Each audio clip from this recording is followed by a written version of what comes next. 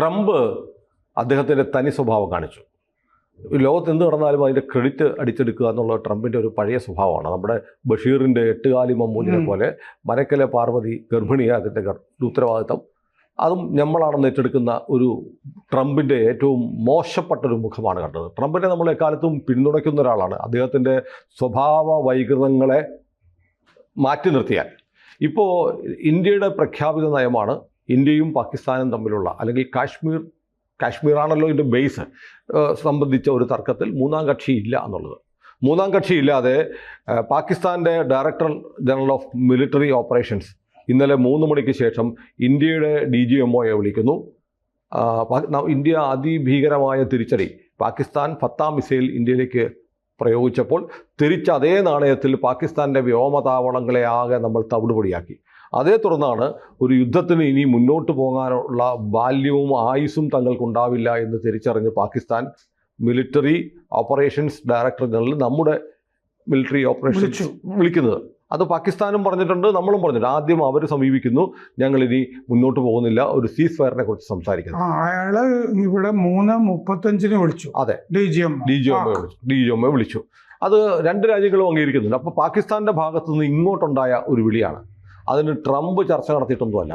എനിക്ക് തോന്നുന്നു ട്രംപ് ചർച്ച നടത്തിയിട്ടുണ്ടാവാം, ഒരു പക്ഷേ ട്രംപ് ചർച്ച നടത്തിയിരിക്കുന്ന ഒരു പക്ഷേ പാകിസ്ഥാനുമായിട്ടായിരിക്കാം. കാരണം പാകിസ്ഥാൻ പോയി കാല് പിടിക്കുന്നുണ്ട്. മെയ് 9-ന് IMFൻ്റെ യോഗം തീരുമാനിക്കുക. IMFൻ്റെ ലോൺ വേണം.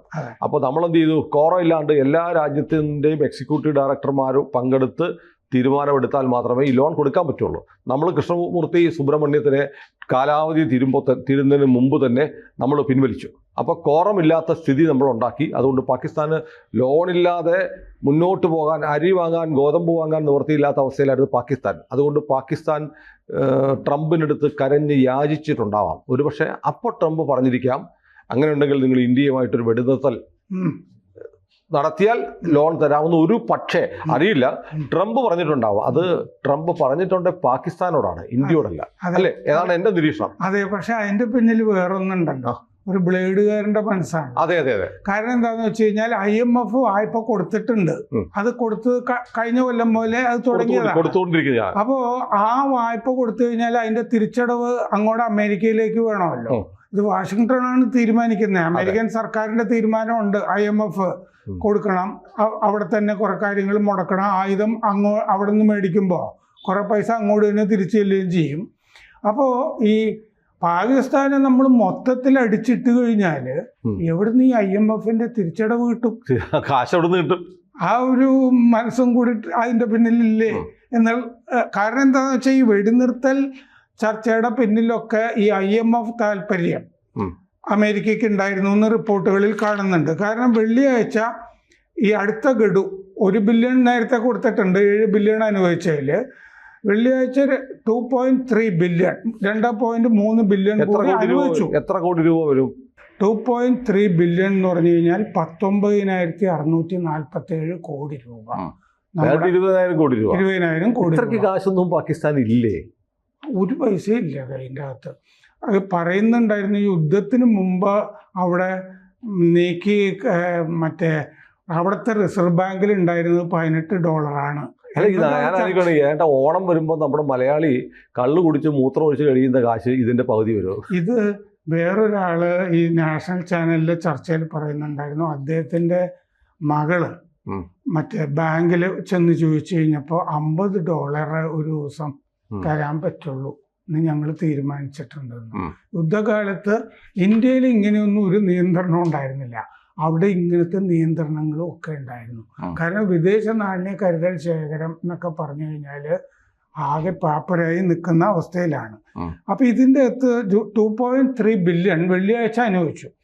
നമ്മളുടെ ഒരു ആവശ്യം IMF ഇനി വായ്പ ഗഡുക്കൾ കൊടുക്കരുത് എന്നുള്ളതായിരുന്നു നമ്മൾ ഉയർത്തിയിരുന്ന ആവശ്യങ്ങളിലൊന്ന്.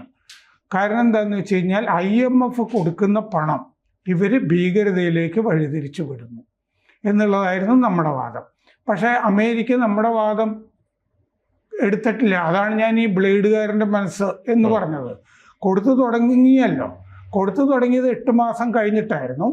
ഈ പാകിസ്ഥാൻ അപേക്ഷിച്ചിട്ട് 8 മാസം കൊടുക്കാതെ ബൈഡന്റെ കാലത്ത് വെച്ചുകൊണ്ടിരുന്നു. എന്നിട്ടാണ് ഇത് കൊടുക്കാൻ തീരുമാനിച്ചിരുന്നത്. ഇവർക്ക് തിരിച്ചടക്കാൻ പറ്റുമോ എന്നുള്ള കാര്യത്തിൽ സംശയം ഉണ്ടായിരുന്നു. കാരണം IMF വയ്ക്കുന്ന ഉപാധികളൊന്നും ഇവർ അംഗീകരിക്കാറില്ല. കാരണം ഈ എനർജി സബ്സിഡീസ് അവിടെ ധാരാളം ഉണ്ട്. ഈ വൈദ്യുതി, ഗ്യാസ് തുടങ്ങി പല കാര്യങ്ങളിലുമൊക്കെ. പട്ടാളത്തിൻ്റെ കാര്യങ്ങൾക്കാണ് കൂടുതലും അത് ഉപയോഗിച്ച് പോകുന്നതുമൊക്കെ. അപ്പോൾ ഇതിൽ $1 ബില്യൺ ഉടനെ കൊടുക്കും എന്ന് തീരുമാനിച്ചിട്ടുണ്ട്. എക്സ്റ്റെൻഡഡ് ഫണ്ട് ഫെസിലിറ്റി എന്നുള്ളതൊക്കെ. ഫ്രഷ് ഫെസിലിറ്റി 1.3 ബില്യൺ, അത് 11,105 കോടി രൂപ അതും അനുവദിച്ചു. അപ്പോൾ ഏപ്രിലിൽ വിദേശ കരുതൽ ശേഖരം 15.25 ബില്യൺ മാത്രമാണ് അവിടെ ഉണ്ടായിരുന്നത്. 2023 3 ബില്യൺ IMF 9 മാസത്തേക്ക് അനുവദിച്ചിരുന്നു. അത് തിരിച്ചടക്കാൻ പറ്റില്ല ഉള്ള അവസ്ഥയിൽ വന്നപ്പോൾ പിന്നെയും സഹായമൊക്കെ ആയിട്ട് സൗദി പോലുള്ള രാജ്യങ്ങളൊക്കെ വന്നിരുന്നു. കഴിഞ്ഞ 5 വർഷത്തിൻ്റെ ഇടയ്ക്ക് 4 തവണ ഇങ്ങനെ IMF ബെയിൽ ഔട്ട് ചെയ്തിട്ടുണ്ട് പാകിസ്ഥാനെ. അങ്ങോട്ട് പൈസ കൊടുത്തിട്ട് സമ്പൂർണ്ണ പാപ്പരായി നിൽക്കുന്ന അവസ്ഥയിൽ നിന്ന് രക്ഷിച്ചിട്ടുണ്ട്. നമ്മൾ സാമ്പത്തികമായി യുദ്ധം, ജലയുദ്ധത്തിന് ശേഷം സാമ്പത്തികമായ യുദ്ധം നമ്മൾ ഉദ്ദേശിച്ചിരുന്നതാണ് സാമ്പത്തികമായിട്ട് ഞെരുക്കുക. അതിൽ 2 എണ്ണം, ഒന്ന് IMFന്റെ ഗഡുക്കൾ കൊടുക്കാതിരിക്കുക, മറ്റേത് FATF ഫിനാൻഷ്യൽ ടാസ്ക് ഫോഴ്സ് ഉണ്ടല്ലോ ആഗോള, അവരുടെ ഗ്രേ ലിസ്റ്റിൽ വീണ്ടും പാകിസ്ഥാനെ പെടുത്തിക്കുക. 2020 പെട്ടിരുന്നാണ് ഇടയ്ക്കിടയ്ക്ക്. അത് ടെറർ ഫണ്ടിങ് നടത്തുന്നു ഒരു രാജ്യം എന്ന് കണ്ടാലാണ് FATF കയറി ഇടപെടുന്നത്. നമ്മൾ അതിൽ അംഗമാണ്. തുർക്കിയും അംഗമാണ്, പാകിസ്ഥാൻ അംഗമല്ല.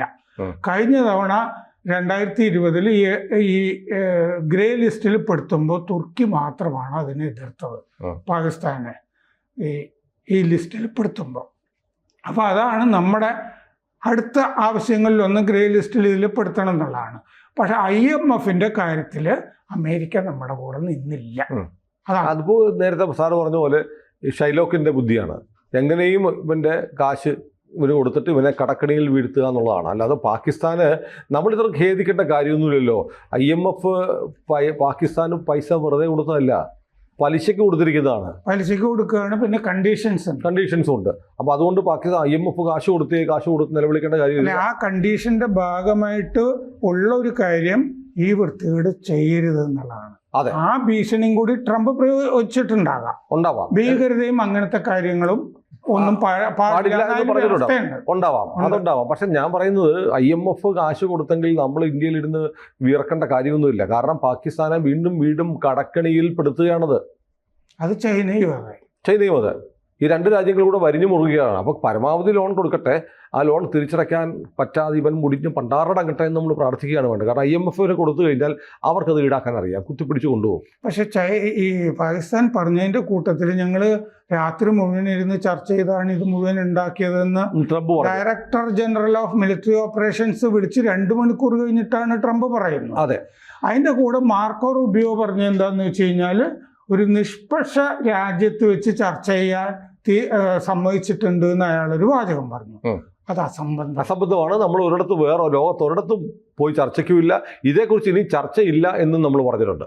നമ്മൾ നാളെ 12 മണിക്ക് അല്ലേ, നാളെ ഒരു ചർച്ചയുണ്ട്. ഡയറക്ടർ ജനറൽമാര് തമ്മിൽ, മിലിറ്ററി ഓപ്പറേഷൻസിന്റെ ഡയറക്ടർ ജനറൽമാര് തമ്മിൽ നേരിട്ട് സംസാരിക്കുന്നുണ്ട് ഇതിന്റെ വ്യവസ്ഥകളും കാര്യങ്ങളും ഒക്കെ. ആ കൂട്ടത്തിൽ ഈ പറഞ്ഞ നമ്മൾ കണ്ടീഷനിൽ പറഞ്ഞിരിക്കുന്നത് പ്രധാനം നമ്മൾ ഈ നദീജല കരാർ അത് നമ്മൾ പിൻവലിക്കുന്നില്ല എന്ന് പറഞ്ഞു കഴിഞ്ഞു. അതെ, അത് പിൻവലിക്കുന്നില്ല. പിന്നെ അത് സൈനിക തലത്തിൽ ചർച്ച ചെയ്യേണ്ട കാര്യമല്ല.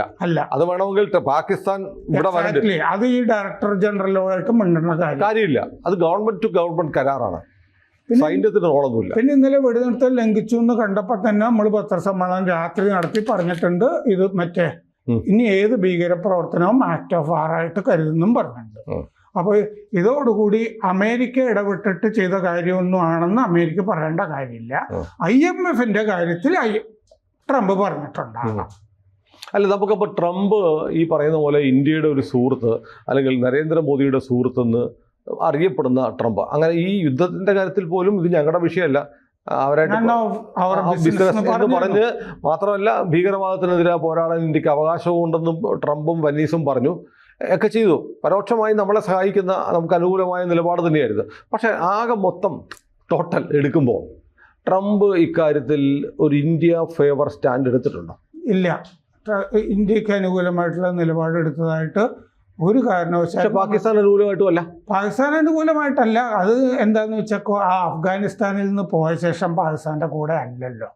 കാരണം അവര് മറ്റേ സെപ്റ്റംബർ 11 ശേഷം ഇത്തരം രാജ്യങ്ങളോടുള്ള നിലപാട് പാകിസ്ഥാൻ്റെ വളരെ കർക്കശമാണ്. അല്ലെ, നമുക്കിങ്ങനെ ഈ പറഞ്ഞ പോലെ ഈ ലിറ്ററലി ഒരു 100% ഇന്ത്യ വിരുദ്ധമായ നിലപാടാണ് ട്രംപ് എടുത്തെന്ന് പറയാൻ പറ്റുന്നത് എനിക്ക് പറയാൻ പറ്റില്ല. അങ്ങനെ ഉണ്ടെങ്കിൽ പാകിസ്ഥാന്റെ കൂടെ നിന്നാൽ മതിയായിരുന്നു. അല്ല, മുഴുവൻ അല്ല, ഈ ഇൻഡോ പസഫിക് മേഖലയിൽ ചൈനയാണ് അമേരിക്കയുടെ ശത്രു. ഇന്ത്യ സഖ്യരാഷ്ട്രം തന്നെയാണ്, അതിൽ മാറ്റമൊന്നുമില്ല. ഇപ്പോ മറ്റേ നമ്മളെ പക്ഷെ മറ്റേ താരിഫിൽ നിന്നൊന്നും ട്രംപ് ഒഴിവാക്കിയൊന്നുമില്ല. ഇതിന്റെ അകത്ത് ഞാൻ പറയാൻ വരുന്നത് എന്താന്ന് വെച്ച് കഴിഞ്ഞാൽ, ട്രംപ് കച്ചവടക്കാരനാണല്ലോ. എന്നാൽ കച്ചവടത്തിൽ മോദി ഒട്ടും മോശമല്ല. അത് ട്രംപ് നേരത്തെ പറഞ്ഞിട്ടുണ്ട്. ഗുജറാത്തി കച്ചവടക്കാരൻ അമേരിക്കൻ കച്ചവടക്കാരനേക്കാൾ ഒട്ടും മോശമല്ല. അപ്പോൾ അത് ട്രംപ് നേരത്തെ പറഞ്ഞിട്ടുള്ളതാണ്. അപ്പോൾ അതൊക്കെ മോദി നന്നായിട്ട് കൈകാര്യം ചെയ്തിട്ടുണ്ട്. നിങ്ങൾ അത് ഓരോ രാജ്യത്തിനെ നിർത്തേണ്ടടുത്ത് നിർത്തി തന്നെ കൈകാര്യം ചെയ്തിട്ടുണ്ട്. ഇതിൻ്റെ അകത്ത് നമ്മുടെ അത്യാവശ്യ ലക്ഷ്യങ്ങൾ സാധിച്ചതുകൊണ്ട് നമ്മൾ സമ്മതിക്കുന്നു എന്ന് മാത്രമേ ഉള്ളൂ. പക്ഷേ ഈ വെടിനിർത്തൽ ശാശ്വതമാണെന്ന് നമ്മൾ പറഞ്ഞിട്ടില്ലല്ലോ. അതെ, നമ്മൾ പറഞ്ഞിരിക്കുന്നത് ഇനി ഇതുപോലത്തെ എന്തെങ്കിലും അഭ്യാസമായിട്ട് വന്നു കഴിഞ്ഞാൽ യുദ്ധമായിട്ട് കരുതും. ഇങ്ങനെ 9 താവളം 10 താവളം എന്ന് പറഞ്ഞ് കൈകാര്യം ചെയ്യുന്ന പോലെ കൈകാര്യം ചെയ്ത് അങ്ങനെ പോകും. ഇതാണ് നമ്മൾ പറഞ്ഞിരിക്കുന്നത്. കൂടുതൽ വാർത്തകളും വിശേഷങ്ങളും നിങ്ങളിലേക്ക് എത്താൻ ABC മലയാളം സബ്സ്ക്രൈബ് ചെയ്യുക, ബെൽ ബട്ടണും അമർത്തുക.